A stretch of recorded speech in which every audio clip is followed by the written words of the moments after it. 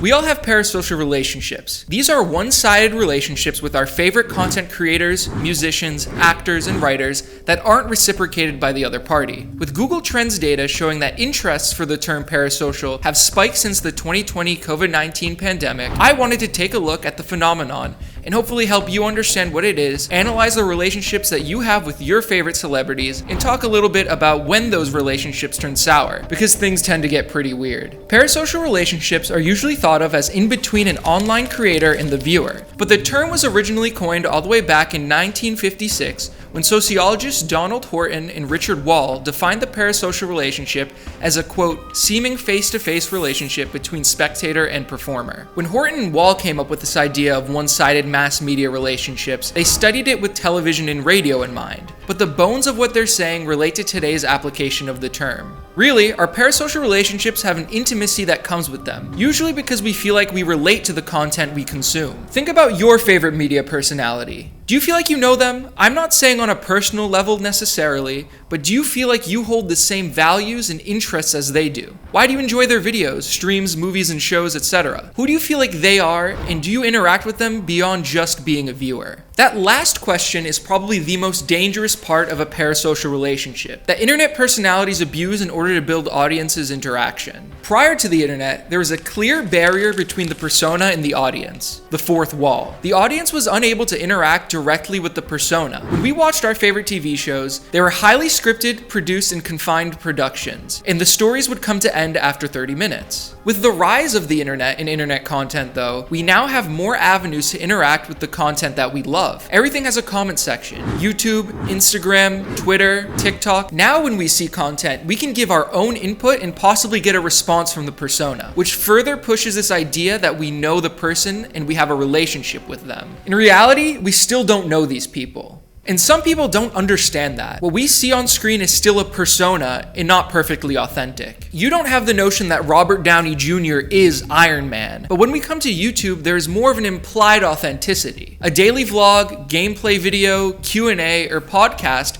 gives the notion that you're seeing into the persona's life more directly, and that the person that we see on our screens are acting the way they would in real life. That is because oftentimes the content is being created in vulnerable spaces, private spaces, in somebody's home, bedroom, or office. When YouTube came on the scene, its tagline was broadcast yourself, and that's what people did. They gave looks into their personal lives, but still, they are only showing off parts that they chose to broadcast to the world. It isn't truly authentic, and furthermore, a lot of the time, your favorite creators have a YouTuber persona that they choose to show the world, not their true selves. The lines get further blurred when talking about streamer chat cultures, like the ones facilitated on the platform Twitch.tv. This website allows anybody to directly live stream their life with little to no delay. Some streamers use this to live broadcast their gameplays, art processes, or entire life through the IRL category. Where lines get blurred, as I mentioned, is when we throw a live chat function into the mix. Viewers are able to give streamers direct feedback, and the streamer is able to respond to the person chatting, which can create a conversation. This gives the viewer an even stronger tie to the person,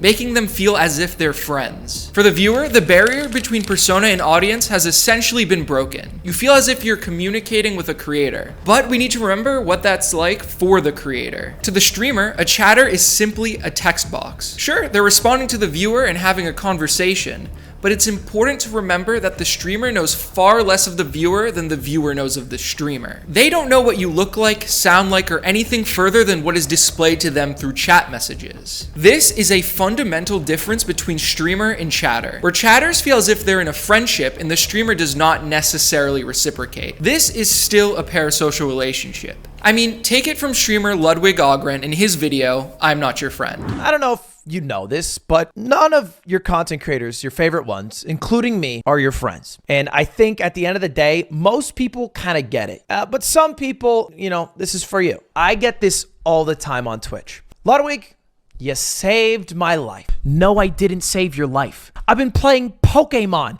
and Among Us in Minecraft. You used me as a distraction to maybe get through a bad period or whatever it was. But you did it. You used me. Parasocial relationships can be a bit dangerous, which is why it's worth at least being cognizant that they exist in the first place. And maybe just reevaluating your interests in things, and your real life relationships and all those good things that make your life better, instead of working on relationships with people that you're never really going to hang out with and that can't care about you. As people become accustomed to watching their favorite influencers, they start to form a bond that the influencer can't nor wants to reciprocate. Sometimes the viewers become a bit obsessive and believe they're owed something by an influencer. This is when things get sour. Cyberstalking and real-life stalking becomes a massive issue that online creators have to face. An American Psychological Association study surveyed 201 Instagram influencers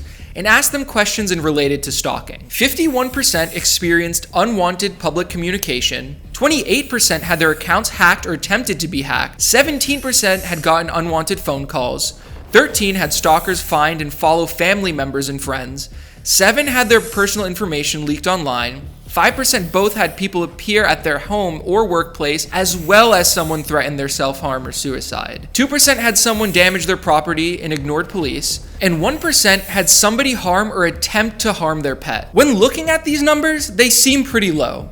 But we need to remember that these statistics only come from 201 survey respondents, meaning that a huge amount of online influencers are experiencing these issues from fans. And there are numerous cases where fans turn crazy and harm an influencer physically, emotionally, or even attempt to ruin their lives. Take this example from H3 show's Ethan Klein. Ethan has been in some hot water because of a falling out with a former podcast co-host of his, Hasan Piker. The split has been messy, with both fan communities being critical of the creators and their handling of the situation. But in Ethan Klein's case, things have gotten to a new level. There are online Reddit communities called snarks, which could be an entire video on their own, and they traditionally aim to criticize a creator they don't like.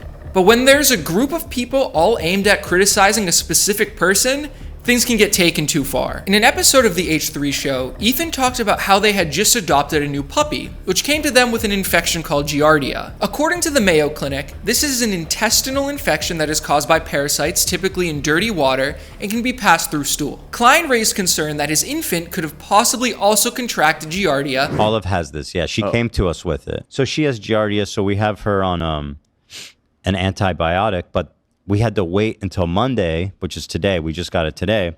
Sonny's crawling around. He's putting everything in his mouth. He's at that age. He has Giardia. Oh, and no. now Ela has Giardia. Shut. For real? And now I think this morning I had diarrhea. Oh my god. This story resulted in members of the H3 Snark subreddit calling Child Protective Services on the Kleins. As it turns out, according to Klein, nobody in the house had ever even contracted the parasite. Streaming this story about our I'll kid show that, yeah. getting Giardia from the dog, whatever. By the way, that's not what it was in the end. Ethan was just sharing his thoughts, what we were thinking, we were speculating. Like, humans. No matter your stance on Klein or his politics, this is a clear breach of privacy, which has resulted in an overstep by a few dissenters who are parasocial with their favorite creators. They feel as if they need to step in and are able to justify their actions because they get so caught up in a creator falling out and want to essentially destroy the life of the person their favorite creator had fallen out with.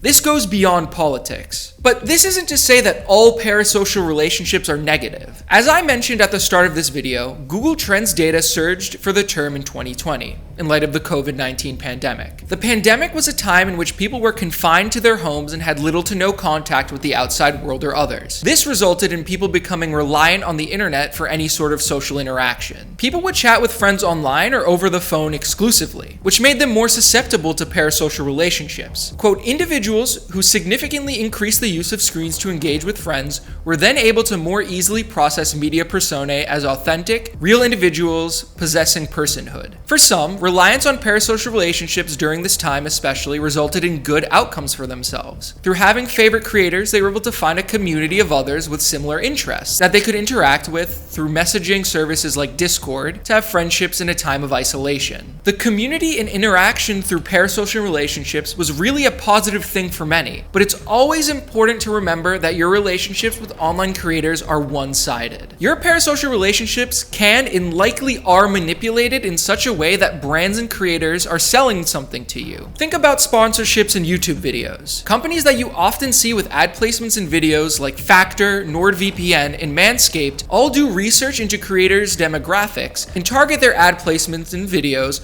where they believe their product will benefit creators' culture. And really, this goes with any sort of celebrity-endorsed advertisement. But also think about corporate social media accounts. At some point in the 2010s, a new trend emerged with these corporate accounts. Brands like Wendy's would go viral for marketing testy tweets toward the app's users. This resulted in a cult-like following for Wendy's account, and other corporations followed suit in their posting habits. People had built relationships with the Wendy's account, and the Wendy's brand benefited from this. The last sort of manipulation I want to talk about is a relatively new issue in online spaces: cryptocurrency rug pulls. One notorious example of this is with the Hawk coin, which was advertised by Hawk Tuah girl Haley Welch. As silly as this example is, it's really a dark story that resulted in her fans being allegedly scammed out of their money. To save you from a long and complicated explanation of the situation, I'll give you the TLDR. Welch got in contact with a team who created a cryptocurrency meme coin called Hawk. Fans are able to buy this coin and treat it as if it was a stock.